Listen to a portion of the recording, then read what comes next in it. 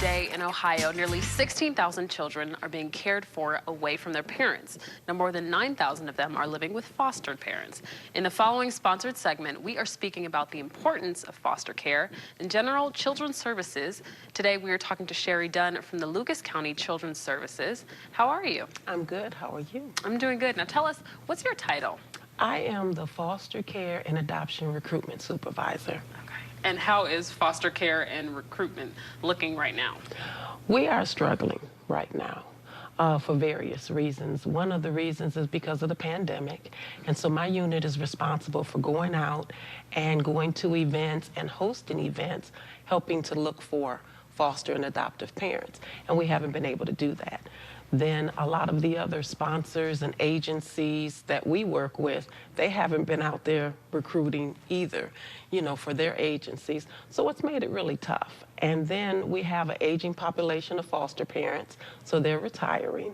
And then we have a new group of foster parents that are coming in looking to adopt. And then when those kids that they're caring for don't return home, they end up adopting, and then they end up closing. So we cannot get our numbers up right now.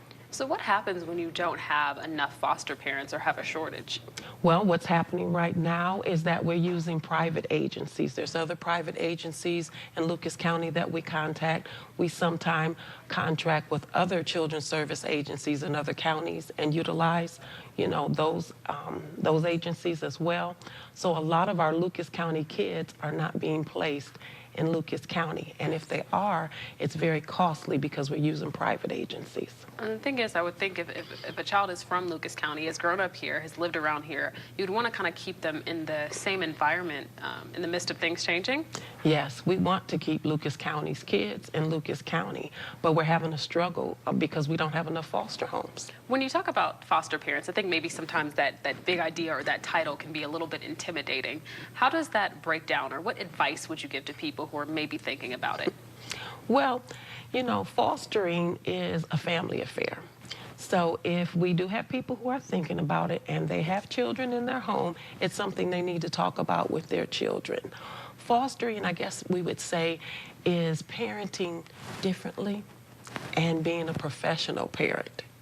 Because to foster, there's a process, and so you have to go through training that we provide, home study process, criminal record check, and so there's various things. So it is something really to think about, and so we encourage people to call us and ask the questions, because if you don't ask, you don't know.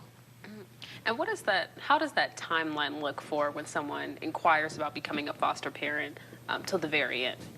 Well, it's interesting because a lot of times when people inquire, they've been thinking about it.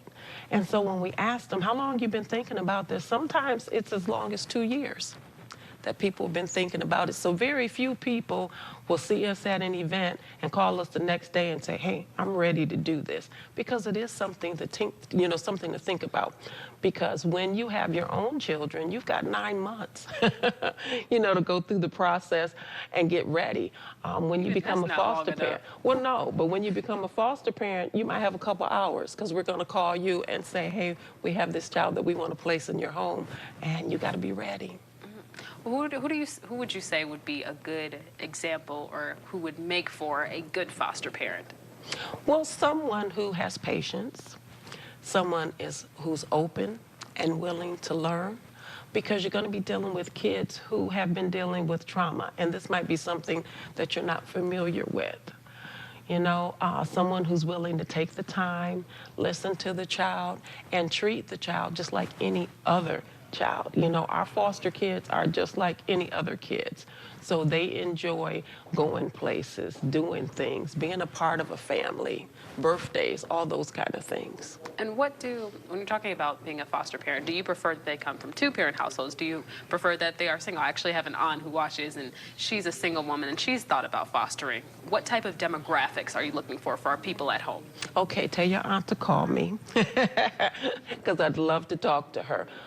You can be single, you can be married, same-sex couple. We don't discriminate. We just want people who are interested and willing to provide safe, appropriate, caring families for our children. Now, once someone does become a foster parent, are there different resources or classes that they can take to help with the process of parenting? Because I mean, I know mine is just little. Parenting can be intimidating. Yes, it can. You know, the thing of it is that, like I said, 36 hours for them initially to become foster parents, and then each year they have 20 hours that they have to complete of other general training and things that we'll recommend for them. So we always provide training. Our agency is Northwest Ohio Regional Training Center, and so we do provide training for them. They have plenty of supports. They'll have a foster care worker, the child will have a caseworker. You have a CASA or a guardian from the court that's coming out. And so we just kind of really just blanket ourselves around our foster parents and support them. So they're not on their own. I love that. You know, it takes a village to raise a child. Yes. It's good to have a team around you. Yes. Now, in addition to fostering, what are some other things that Lucas County Children's Services does? Well, okay, we have our foster care and we have our adoption. You know, we are the only agency in Lucas County that has the task of protecting children. So it all starts in our intake process. So we have our assessment workers who get the calls, and we screen in if it's something that we need to go out and check out, make sure kids aren't at risk. So it starts with that process. In the event we go out and we feel that, this is not something that we can remedy in 30 to 45 days while doing an investigation, then we open it up and we provide ongoing services. Well, we do case management, and so we refer our families to other resources out in the community, such as Unison, Harbor. And so we work with our families to keep children in home, but there are times where we have to work with them and the kids are not at home. And so we always look for relatives first. And then if there's not a suitable or appropriate relative, then the kids go into foster care. We also have our independent living program. So those are our teens who are from 13 to 18 years of age that are going to be aging out of foster care at 18. So we work with them and get them prepared to be out on their own. We have community advocates that provide support for our caseworkers. And so we do a variety of things, and I'm glad that you asked me that, because I think so many times people just think about with children's services, child removal, but it's so many other things that we do, because our goal is to reunify kids, because foster care is a temporary goal. Yeah. And when we're talking about how can people find more information to become a foster parent or find more information about the services that you all offer, where can they visit? Well, we have a website. It's www.lucaskids.net. We also have a Lucas County Children's Services Facebook page.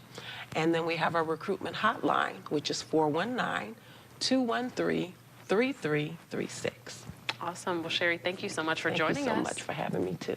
Thank you. So stick with us. This is What's Going On.